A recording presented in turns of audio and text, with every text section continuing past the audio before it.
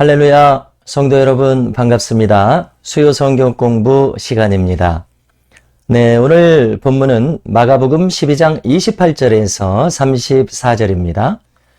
서기관의 질문이 나왔습니다. 그는 모든 계명 중에 첫째 계명이 무엇인가 하고 주님께 물었고요. 주님은 답하셨는데요.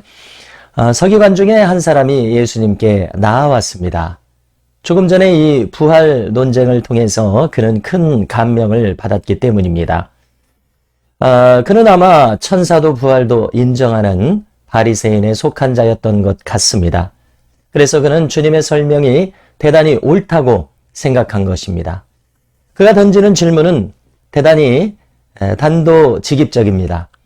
모든 계명 중에 첫째가 무엇입니까? 이렇게 물었던 건데요.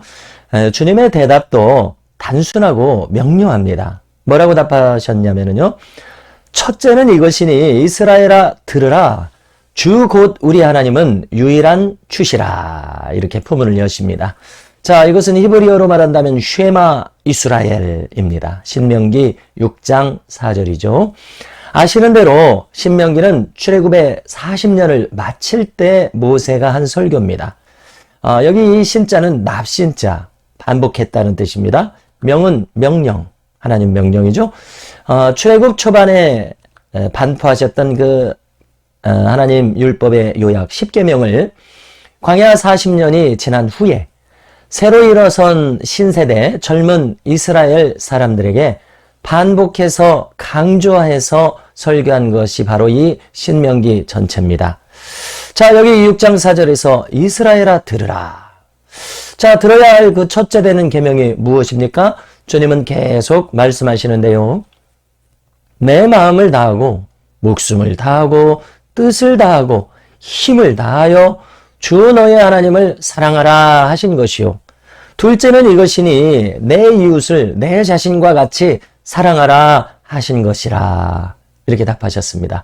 이보다 더 큰 계명이 없느니라 이렇게 못 박아 말씀하셨습니다. 여러분 어떻습니까? 요약컨대 10계명 그대로지 않습니까? 1계명부터 4계명까지는 대신계명입니다. 5계명부터 10계명까지는 대인계명입니다. 이 요약이 무엇입니까? 하나님을 사랑하고 사람을 사랑하라. 이것이 율법의 요약이라는 것입니다. 그런데 여러분 잠시 여기 율법의 요약에서 내 이웃을 내 자신과 같이 사랑하라고 하신 것을 주목해야겠습니다. 나 자신부터 사랑하는 사람이 되어야 한다는 주님의 말씀인 것이죠. 여러분, 왜냐하면 우리의 경험은, 우리의 자아상은 곧잘 왜곡됩니다. 자신을 혐오하는 사람이 많이 있습니다. 우리가 자신의 죄악과 허물을 깨닫지 못하는 사람도 너무나 많이 있습니다만은 자신의 죄악과 허물을 주님의 은혜로 예민하게 자각하는 사람도 많이 있는 것입니다. 여러분, 여기서 멈춰서는 안 되는 것이죠. 이 사람은 십자가의 용서를 깊이 경험해야 합니다. 나 자신의 더러운 죄와 허물에 대한 이 값을 치르시기 위해서 주님은 자신의 생명을 내어주셨다는 이 사실 말입니다. 성자 하나님의 생명이 그 값으로 치러질 만큼 우리의 죄가, 이 심각한 죄가 너무나도 심각한 방법으로 씻어졌다는 이 사실 말입니다. 여러분, 이것을 아는 사람은 우리 자신을 깊이 성찰할 수밖에 없게 됩니다.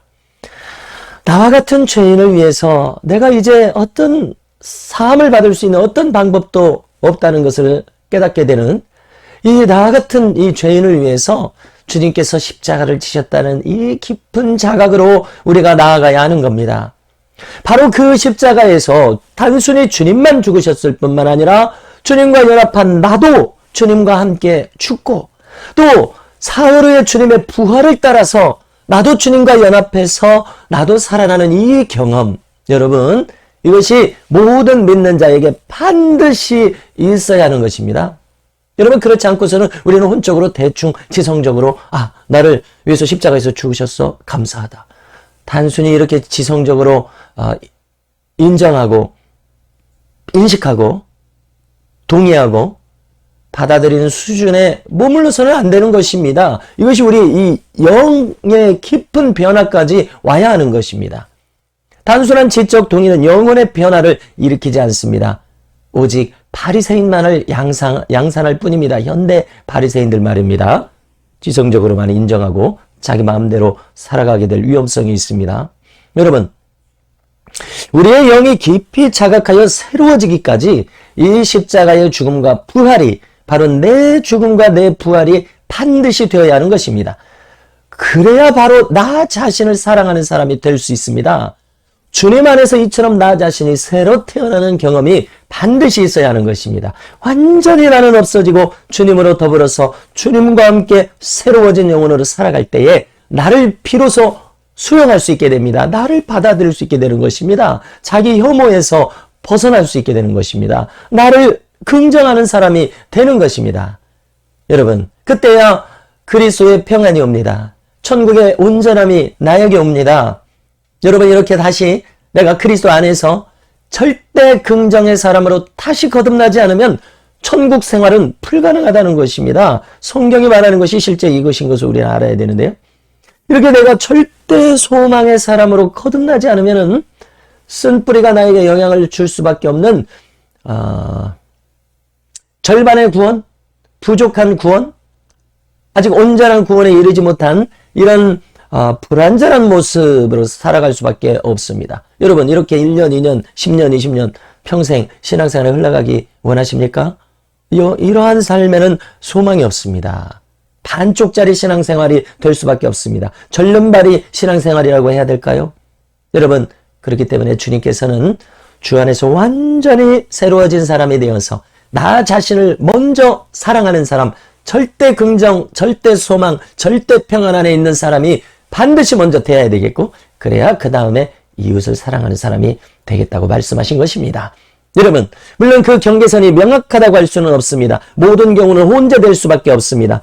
이웃을 사랑하는 마음을 가지면서 내 마음이 점점 치유될 수도 있습니다.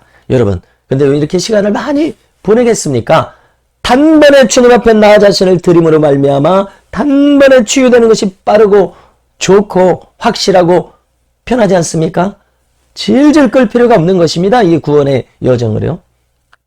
자, 모든 것을 기계적으로 잘라 말할 수는 없습니다만은 아무튼 하나님을 사랑하는 사람, 나 자신을 사랑하는 사람, 그리고 이웃을 내 몸같이 사랑하는 사람이 되는 것이 우리를 창조하시고 부르시고 구원시키신 목적입니다.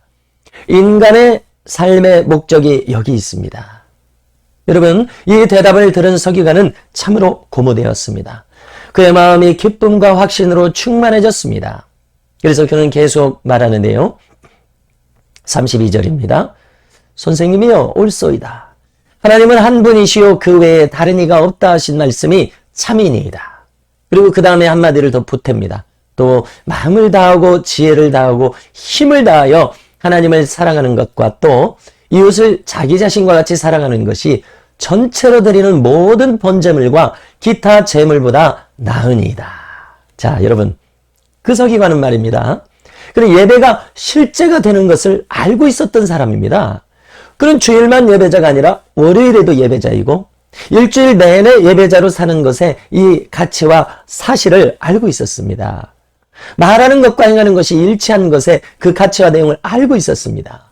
자신도 그런 삶을 추구하기 때문에 이렇게 이야기할 수 있는 것입니다. 그는 제사보다 순종이 낫다는 것, 듣는 것이 수양의 기름보다 낫다는 이 만고불변의 진리를 알고 있었습니다. 여러분, 얼마나 복된 자입니까? 사무엘상 15장 22절 이하를 보면은요, 사무엘은 사울을 책망합니다. 여호와께서 번제와 다른 제사를 그의 목소리를 청종하는 것을 좋아하심 같이 좋아하시겠나이까?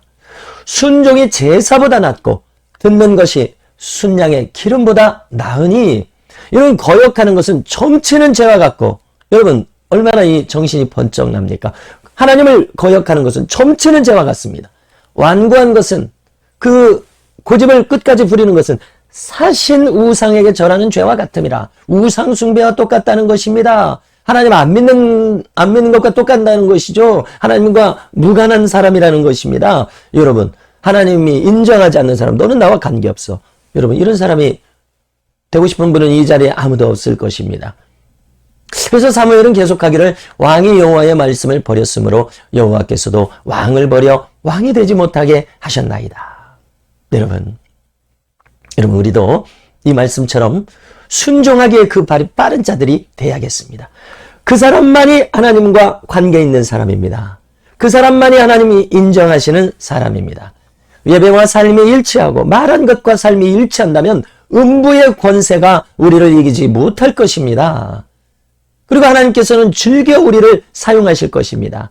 왜냐하면 그는 하나님께서 이제 신뢰할 수 있는 사람이 되기 때문에 그렇습니다. 여러분, 이 서기관의 말을 듣고서 주님은 참 기뻐지셨습니다.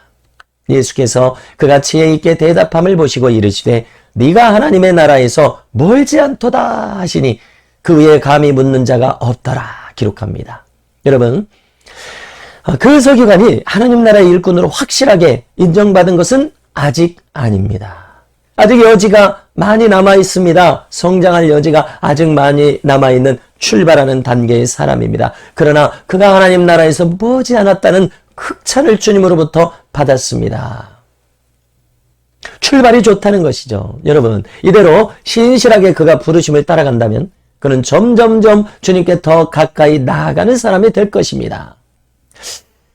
예수님께서 부활 승천하신 후에 사도들이 예루살렘 성전에서 복음을 전할 때에 제사장의 수단 제사장의 무리들도 이 도에 복종하니라 말씀하셨었죠.